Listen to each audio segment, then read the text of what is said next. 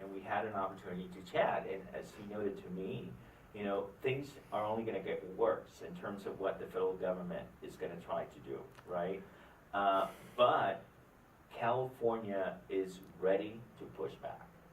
We are not going to give up on that issue because so much is at stake.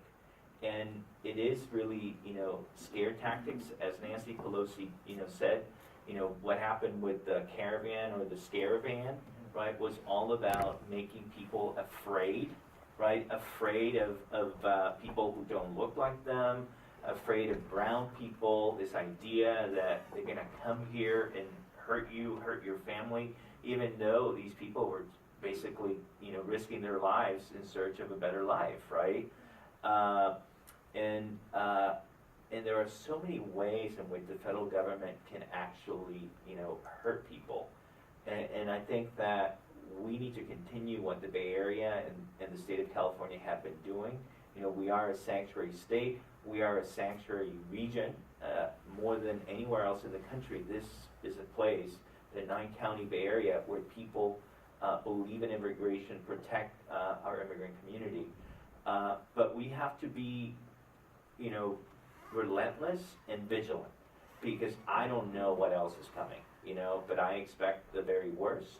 But I know that if anyone can handle it, we can handle it, and we have not only the right values, but we also have the infrastructure. We're the 5th largest economy in the world, so we have the economic power to also push back.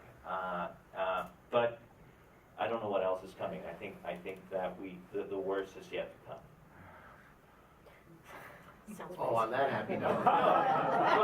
but look, but let me say this, that sometimes it takes something horrible for people to wake up and realize, where things are. I will say that for myself, when I saw the election of Barack Obama, I thought, this country has come a long way, and we are a different country than I thought we were, right? The fact that a country like ours can elect the first African-American president. What ended up happening was that, that really wasn't exactly where the country was. It wasn't. And what you see happening now is, a lot of forces, a lot of people who remain to this day racist, kind of reacting to that, right? And Trump, when the history of this time is written, it will probably make sense that we went from having, the first African American president to then having an openly out white supremacist, right? It's where we are, right? And I think that those of us who thought that we had come a long way, we took a lot of things for granted, and now we know that we can't do that anymore. And to add to that, we just had Artie Coley from Asian Law Caucus here, who's the executive director, and so they take up a lot of cases and are suing the federal government on the immigration policies. And something that she mentioned was very important for us, and it was a moment of hope. And that being here in San Francisco and taking some of these cases, that the sanctuary policies in San Francisco and in California have really helped some of their cases. So my thought went, if California, had some gains, some positive gains, and if we created policies that really worked, could we replicate this nationwide? Could we become the blueprint to finally getting healthy immigration reform? Well, look, I think what's so interesting about this attack on California, and you saw, by the way, the horrendous tweets about the fires, right, and the heartless, careless way in which he treated, he talked about the people who were dying, is that the fact is, right, that California is the envy of the world, right? Our economy is as strong as it's ever been. The technology revolution that's happening throughout the world came from Silicon Valley, from California. Places like San Francisco are innovating in ways that no one else is doing. We are the envy of the world. And we are the envy of the world mainly because of our diversity. That's what has created this prosperity, this wealth, right? And so they are attacking diversity, immigration, the very things that actually have made California so prosperous.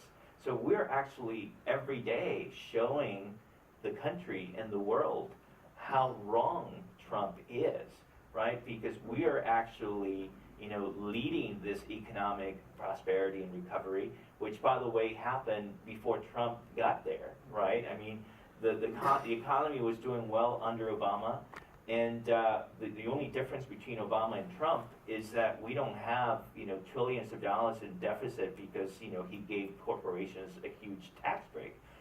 So we are showing the way, and not only in California, but in San Francisco.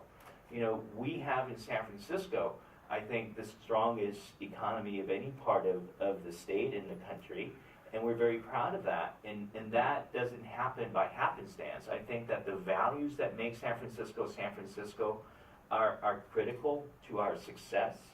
The diversity is critical to that economic growth.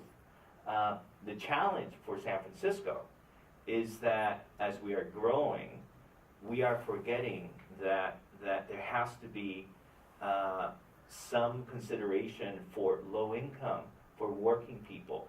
The economic recovery and the miracle that has been San Francisco has not helped everyone, has not included everyone, right? And that's the challenge in the discussion that we're having at the local level. Who are we as a city?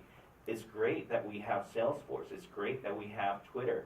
But in the same neighborhood, we have people who are barely affording to pay rent, who can barely afford to put food on the table, and who are doing so even though they're working hard, right? I mean, look at what's happening with our hotel workers, right? Many of them have to work, 2, 3 jobs to be able to afford to live in the Bay Area. And so we need, especially at the local level, economic policies that are truly inclusive, that recognize that, yes, you have to have economic wealth. There's nothing wrong with people making money, but that prosperity has to be shared by working people, by low-income people, because I don't think that San Francisco would be San Francisco without that working class, without that middle class. Taking that in a different direction, just using that as a jumping off point about kind of some political uniquenesses of San Francisco.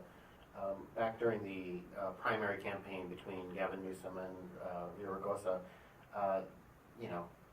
one former mayor of Los Angeles, this huge megalopolis, that should have been a huge base of votes. But up here in the Bay Area, people really voted in large numbers. And when you kind of think about that, and you think about, wow, Jerry Brown, Kamala Harris, Dan Feinstein, Barbara Boxer, Gavin Newsom, and all these state leaders who've come from the Bay Area, and many of them specifically from San Francisco. What is it about the political culture here that enables politicians to be successful outside of San Francisco? Well, I think it's 2 things. First, I do think that there is more political engagement by the population, by the constituents and the voters in San Francisco. And that's a big challenge with Southern California. And quite frankly, that means that it's a lot of people, communities of color, a lot of Latinos and Latinas who are not voting in Southern California. And that has given Northern California a disproportionate amount of power. And I think that even though it's good for Northern California, I don't think that it's good for our state as a whole to have a section of the state not voting in the level that they should. The second thing, and I said this before, I do think that there is a political establishment, machine, whatever you want to call it, that is based out of San Francisco, that not only runs San Francisco, but actually runs the state. They decide, Kamala Harris is going to be in the U.S. Senate, Gavin Newsom is going to be governor, so-and-so is going to do this, is going to do that. Now, as a San Franciscan, I appreciate to some extent the fact that there is San Francisco people in those roles, but I don't think that's how it should be. I don't think that we are the kind of country, or should be the kind of country where that happens. And so those of us who have been involved in democratic politics, at least personally, have done so because we want to fight against that machine. You know, we want to fight against that establishment, right? Because we want to give people who are not connected to that an opportunity to thrive and do well in politics. And I think that that's how it should be, because the reality is that there is a generation that has been holding that power for a very long time. And if you look at who the players are, it's the same players, right? And I think at some point you want to say, you know what, give an opportunity to the new generation, to a new crop of people. And it's not just as good as it is for Northern California. Take into consideration the needs of Southern California as well. I'm going to ask one more question, and then we're going to open it up to the audience for questions for David, so start thinking about your questions. John's going to walk around with the mic. So, David, you're a voice here, man, that I trust, especially politically, and you represent a lot of my interests as LGBTQ, person of color, San Francisco progressive, and so my question is a heart-to-heart to LGBTQ voters, and this question of how do we have an honest discussion with each other as members of the LGBTQ community when an elected official doesn't represent our interests and the most marginalized, the most vulnerable. I don't want to name any names, but I mean, in just looking at this election, we have an LGBTQ political leader who did not necessarily right away stand up, for the transgender community when we had a candidate running for the Board of Education who made transphobic comments. It's not of San Francisco values. We saw in the state senator campaign, just a lot of really bad attitudes that came out, really horrible against a female candidate, and then also their positions on certain, propositions or ballot measures that go against, providing solutions for homelessness, providing solutions for the economic inequality, providing opportunities for all of us. So how do we have that heart-to-heart discussion, specifically as members of the LGBTQ community, when we have been at the forefront of every equal rights movement? We understand this. I think it's a challenge.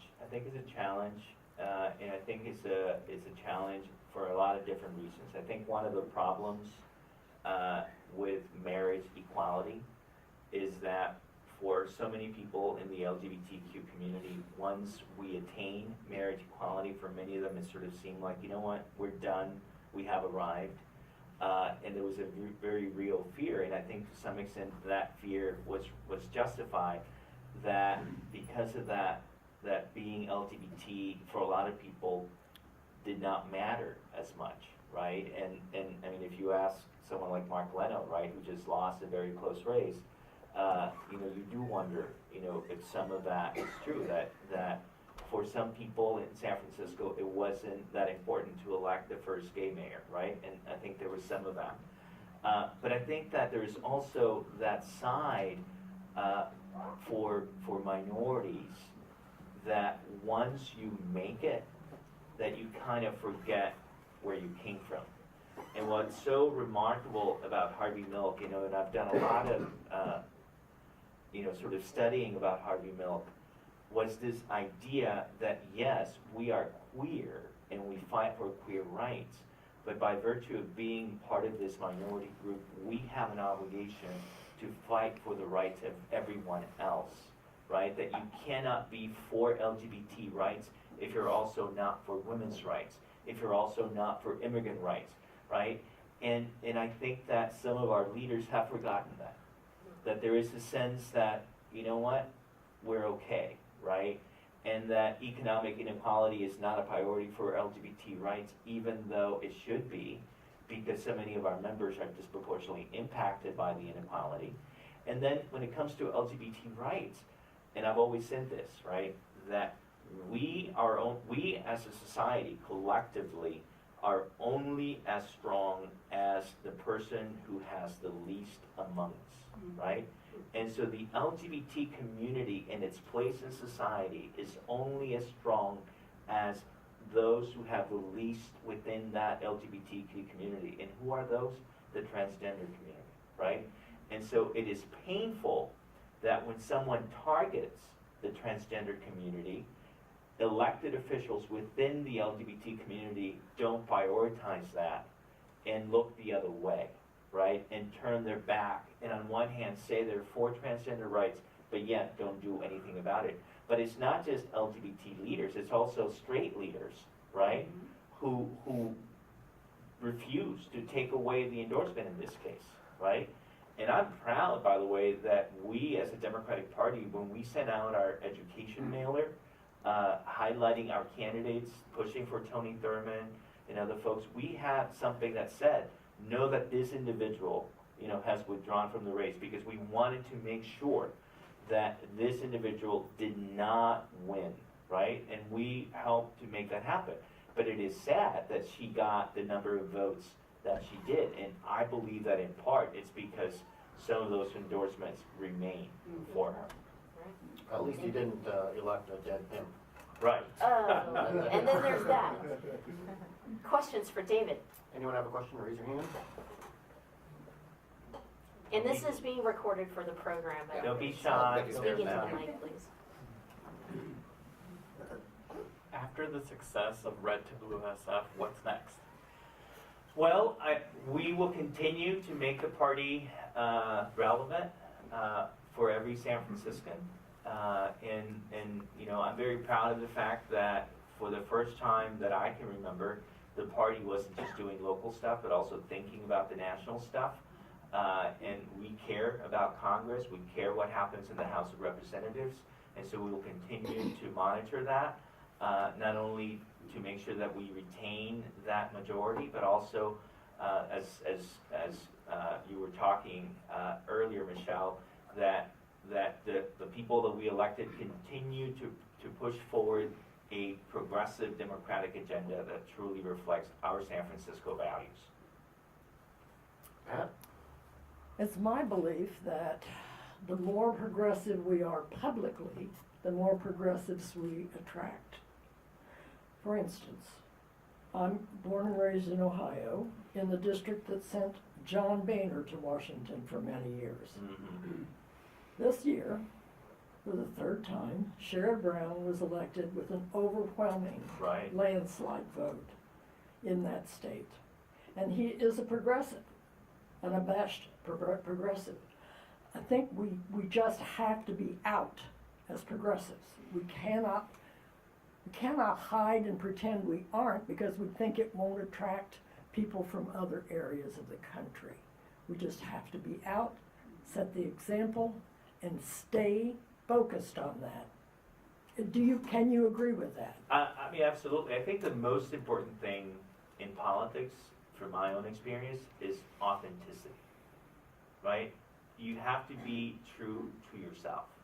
And if you're not, I think that comes across, right? And so I became a Democrat because I believe that we are the party of working people, of middle income people, of women, of people of color, and that we're always pushing the envelope to make society more equitable.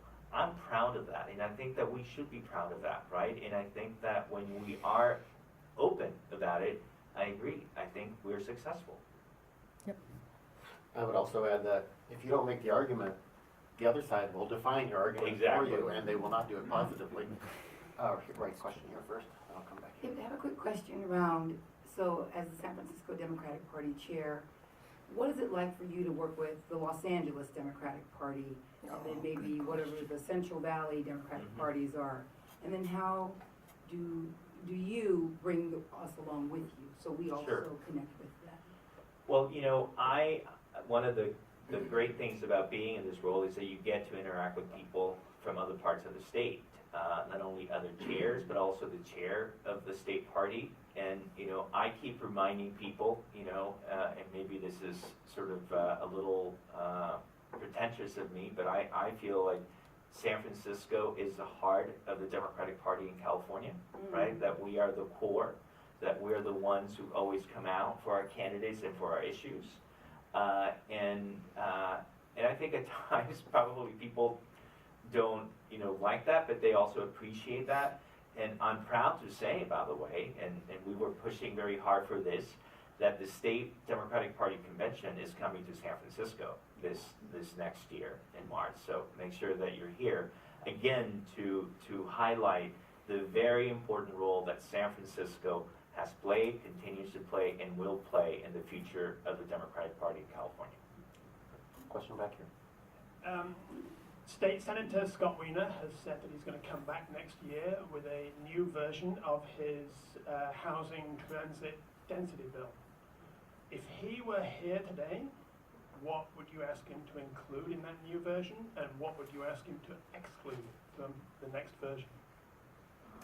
You know, I have known Scott Wiener longer than anyone in local politics. He and I went to law school together, so we've known each other for more than 25 years. I don't know that I necessarily think that another bill along the lines of what he introduced is what the state of California needs.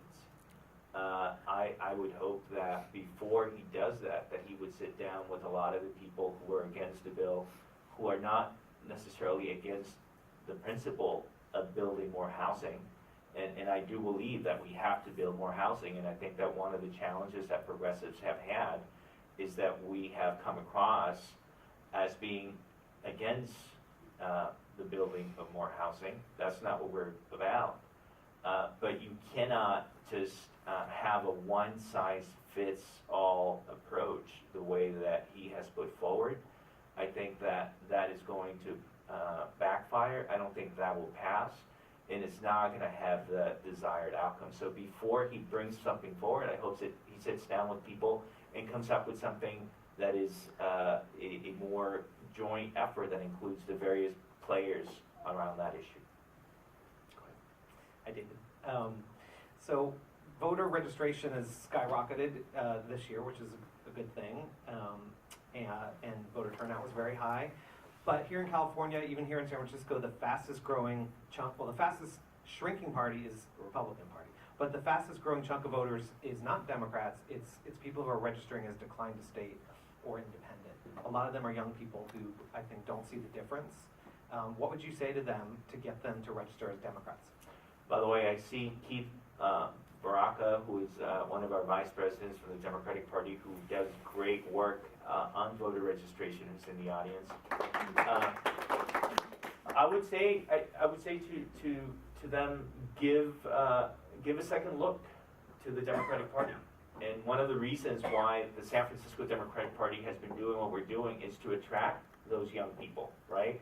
And we've had to change our ways, right? It's not just mailers. We're in social media, making sure that we engage young people in the way that they interact with the world. But look at the things that we have fought for, the principles and values that we have put forward as a San Francisco Democratic Party. I guarantee you that those values are more aligned with what the other options, So I believe that it is a problem that so many folks are signing up as declined to state. And it's something that we are purposely, addressing. But I think that you can't just tell people, register as a Democrat. You have to give them a reason to vote, to register as a Democrat. And that's what we're trying to do. But if you have any other ideas, we have social events. We try to engage with young people. And one of the things that I've tried to do as chair is to appoint, new people to the Democratic County Central Committee so that they have that new energy. Not that I'm too old, but I also know that with the millennials and the new generation, that they, it helps to have people from that generation talking to them as well. In this last local election, I thought there was some really unfortunate dynamics. Actually, I'm going back to the mayoral election. I was lambasted by people who had been my friends. I was called racist and anti-feminist because I didn't support London Breed.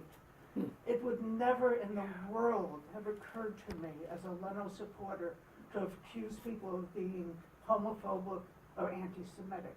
There was no way I would have done that. And I understand that there's a trend to try to get more women in politics and more people who aren't white. But I really do see this as a problem. And I would like to think that voters will choose candidates based on qualifications. Have you noticed this? Well, look, I mean, I believe in diversity, and I do believe that politics is best served if we have more diverse people engaged in politics. I do think we need more women. I do think we need more people of color. But the fact that someone is a woman or a person of color does not automatically mean that I'm going to support them, right? And, you know, one of the most appealing things, and which I think is the reason why London Breed won, is because of her personal story. It's a very uplifting and inspirational personal story. And I think we have to give credit to her for that, right? The issue that I and others had with London Breed, and as I've said this to her before, as someone who also came from poverty, who, you know, had to overcome obstacles, is not just where you come from, but what you do once you get to that point, right? And the challenge that I've had with London is that the policies that she put forward at times have not helped the very people that came from that background, people like me also, right? So I think that there has to be a recognition that diversity matters, that it's important, but it's not the be-all, end-all. At the end of the day, you have to look at where people are, right? And I am proud of the diversity of the San Francisco Democratic Party and the Central Committee, you know, who serves. But as important as that is, that's not the end. It's also the policies and principles that they're fighting for.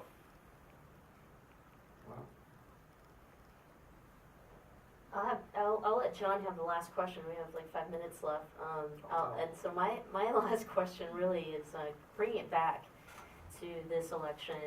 Disappointed by Prop 10 and rent control as the homelessness issue is a crisis that's statewide, right? And then excited about Prop C because it sends a message that people, whether you're far right, in the middle, or to the left, we recognize that we need to be doing something. We need to do something. Even the mayor, when she was elected, said she's going to do something right away, and she did. She sent the poop patrol. That's the description coined by San Francisco Chronicle, by the way, not me. They ran a big article where they're like, the mayor cleans up the city with the poop patrol. But that's what she immediately did. She put money into that and cleaning up the streets in that way. So what my question really is coming down to, we know that the people, we want to do something. We don't care if they're, you know, whether it's big or small or it's an incremental step. So we have to do something. And the argument why she didn't back Prop C was because there wasn't necessarily a plan in place, that it was just all about, you know, taxing all this money, but then what do we do with it? That was a really long way of getting my feelings out about, you know, the results of the election, but gosh, I really do hope that tomorrow, today, right now, we do something about our homelessness crisis, mental health issues, and, you know, the affordability of being able to live. Well, I think homelessness is the big issue facing San Francisco, and a lot of conversations and discussions have been had, but I certainly don't feel that local government has done what it needs to do about it. And I think that this election is an opportunity for this board to play an important role with this new supermajority.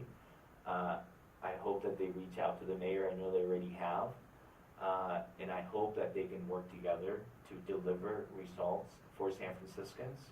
And I think that if those results are not delivered in a very short period of time, that, you know, what happened with Prop C will happen again in some form, that when the politicians don't act and do what they're supposed to, the voters step in. And we just had an election, we just had a mayor's race in June, but we're going to have another mayor's race next year. And I think that for the board and the mayor, they need to start thinking that, you know, San Franciscans are people of action, and they want results, and they have an opportunity to provide those results.